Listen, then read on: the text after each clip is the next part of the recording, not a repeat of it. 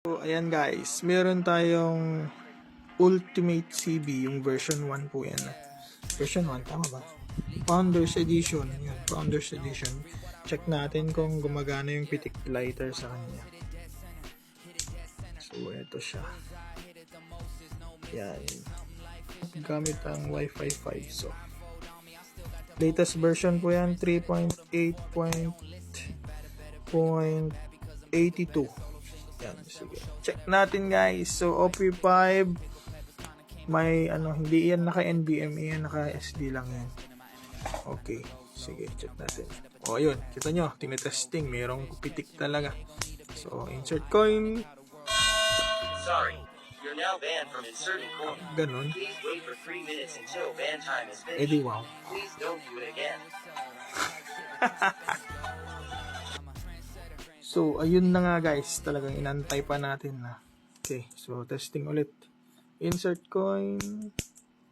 Welcome. Yan. Please insert coin. Thank you. Yan. Ay, naku po. Bakit hindi ito gumagana? Siguro i-insert daw sa loob. Yan, sa loob. Ayun, hinawakan pa. Nakapaa pa siya. So, yan. Wala. Wala. Bakit ganon?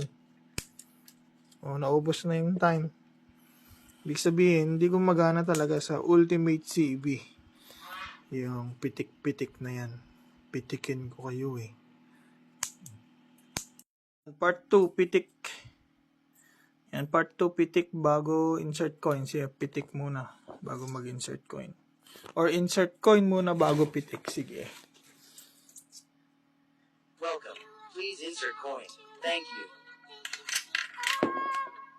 5 pesos. Pwede nang pitikin yan.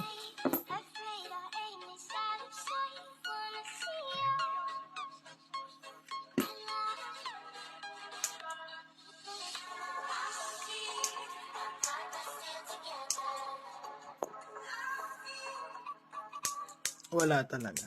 Wala talaga. Magaling talaga yung gumawa. Iba din.